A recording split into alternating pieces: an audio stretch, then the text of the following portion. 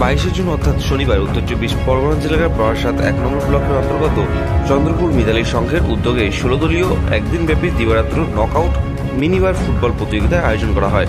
উক্ত অনুষ্ঠানে উপস্থিত ছিলেন আমডাঙ্গা বিধানসভার বিধায়ক রফিকুর রহমান, কাশিমপুর গ্রাম পঞ্চায়েত প্রধান মেঘনাথ দাস সহ একাধিক বিশিষ্ট ব্যক্তিত্ব। এই দিনের এই 16 দলীয় মিনিবার ফুটবল প্রতিযোগিতার প্রসঙ্গে ক্লাবের সহ সম্পাদক সুশান্ত সরকার বলেন, বিকেল 3টের সময় জাতীয় পতাকা ও চন্দ্রপুর মিতালি সংঘের পতাকা উত্তোলনের মধ্য দিয়ে খেলার শুভ সূচনা করা হয়। পাশাপাশি আরও বলেন, এই খেলা শেষে যে দল উইনার্স হবে তাদের সুদৃশ্য ট্রফি সহ নগদ 25,001 টাকা ও যে দল রানার্স হবে তাদের হাতে সুদৃশ্য ট্রফি সহ নগদ 20,001 টাকা উপহার স্বরূপ তুলে দেওয়া হবে।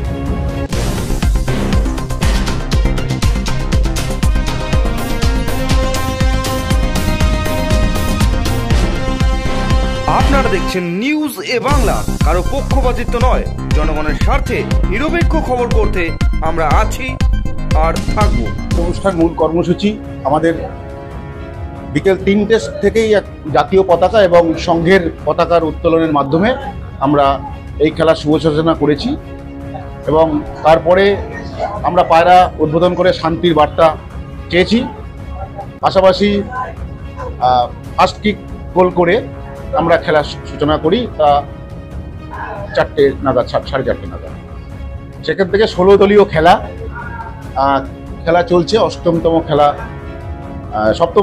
সপ্তমতম খেলা চলছে এবং সুদৃশ্য ট্রফি সহ আমরা 25,000 টাকা উইনার্সদের হাতে তুলে দেব এবং সুদৃশ্য ট্রফি সহ 20,001 টাকা, 20,001 টাকা আমরা সুদৃশ্য ট্রফি সহ তুলে দেবো। এছাড়া থাকছে আমাদের ফেয়ার প্লে, এছাড়া থাকছে আমাদের ম্যান অফ দ্য টুর্নামেন্ট, এছাড়া ম্যান অফ দ্য ম্যাচ প্রতি খেলার শেষে আমরা দিয়ে দিচ্ছি মাঠ থেকে। এইভাবেই চলছে সুন্দর প্রস্তুতি। স্বাভাবিকভাবেই এখন প্রায় 10টা বাজতে যাচ্ছে, তাতে করে আনুমানিক মনে হচ্ছে এই খেলা 12:30 1টা অবধি পৌঁছাবে। আমরা চেষ্টা করব বেশি গভীর রাত না করে, যাতে আমাদের বাইরের থেকে যে সমস্ত টিম খেলতে এসছেন, আমাদের বসিরহাট থেকে এসছে, আমাদের স্বর্ণালিয়া থেকে এসছে, আমাদের গোলাবাড়ি থেকে এসছে, আমাদের বারুইপুর থেকে টিম এসছে, সেখানে দাঁড়িয়ে আমরা চেষ্টা করব তাদের ভালোভাবে খেলে সুস্থভাবে সবাই বাড়ি ফিরুক, এই মঙ্গল কামনা ক্লাব পক্ষ থেকে অবশ্যই করব। শুনুন, ফুটবল খেলা বাঙালির অত্যন্ত জনপ্রিয় খেলা। এখানে একটা মিনি বারের খেলা হচ্ছে এবং দত্তপুকুর অন্যতম একটা প্রগতিশীল ক্লাব সেই মিতালি সংঘ এই খেলার আয়োজন করেছে। আমি আসতে পেরে আমার খুব ভালো লাগছে।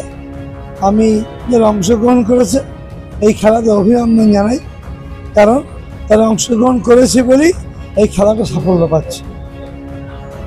বর্তমান সময় যেটা দেখা যাচ্ছে যে অধিকাংশই ছেলেমেয়েরা ফোনে আকৃষ্ট, মোবাইল গেম খেলে ইনডোরেই তারা নিজেদের জীবনটা আবদ্ধ করে দিয়েছে। সেক্ষেত্রে তাদের কি বলবেন? শুনে, এই যুগটা মোবাইলের যুগ। মোবাইলে যেমন ভালো আছে তেমন খারাপও আছে। মোবাইল থেকে আমরা বিশ্বের অনেক কিছু জানতে পারি, আবার মোবাইল থেকে অনেক ছেলেপিলে খারাপও হয়ে যাচ্ছে।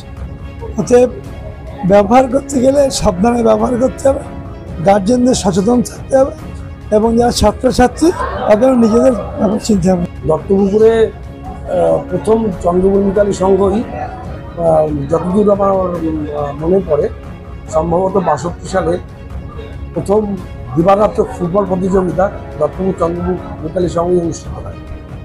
তারপরে বেশ কিছু বছর ধরেও চলে, কিন্তু তারপরে যে কোনো কারণেই হোক সেটা বন্ধ হয়।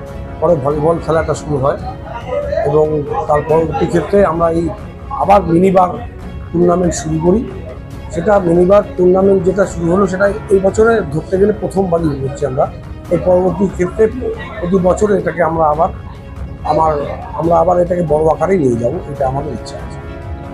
এটা আমাদের নৈতিক দায়িত্ব এবং কর্তব্যের মধ্যেই পড়ে, কেন ওনারা তো প্রশাসনিক প্রধান, যেমন পঞ্চায়েত প্রধান এসছেন, উনি আমাদের পঞ্চায়েত প্রধান, যিনি কিন্তু প্রশাসনিক প্রধান পঞ্চায়েতগতভাবে।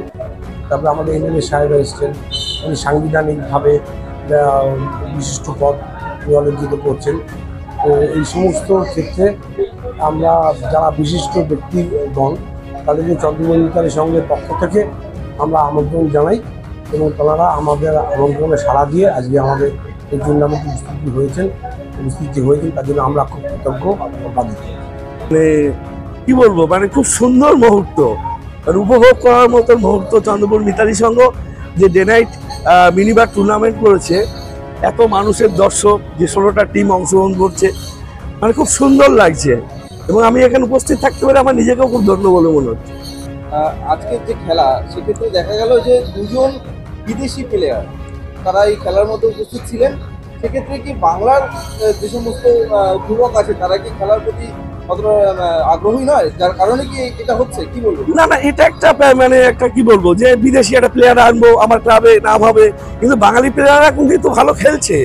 এই তো এই দুটো টিম খেলা দেখছিলাম, কি সুন্দর দুটো টিম পারফরমেন্স করছে। এটা না কিছু কিছু ক্লাব আছে যে নাইজেরিয়া নাহলে জিতবো, আমাদের ক্লাবে একটা না পাবে, এটাই। কিন্তু বাঙালি ছেলেরা আগের থেকে অনেক ফাস্ট। পাশাপাশি দাদা, বারাসাত একাধিক এলাকায় একটা গুজব রটেছে যে বাচ্চা চোর সন্দেহে অকারণে কিছু মানুষকে সন্দেহ করে বেধরক মারধর করা হচ্ছে। সেই প্রসঙ্গে আপনার পঞ্চায়েত এরিয়ায় যে সমস্ত মানুষ আছে তাদের উদ্দেশ্যে কি বার্তা দেবেন? তাদের উদ্দেশ্যে আমরা বলছি, সতর্ক হন, এরকম মানে গুজবে কান দেবেন না। যদি কোনো সন্দেহভাজন কিছু হয়, আমরা প্রশাসনে আছি বা দত্তক থানায় প্রশাসন আছে, তাদেরকে জানান। নিজে হাতে আইন কেউ তুলে নেবেন না। এবং সম্পূর্ণ যে ঘটনাটা একদম গুজব একটা চলছে, এটা কিন্তু মানুষকে আহ্বান করবে গুজব থেকে সরে আসতে। যদি কোনো সন্দেহ থাকতেই পারে, প্রশাসনকে জানান, আইনের পথে চলবে।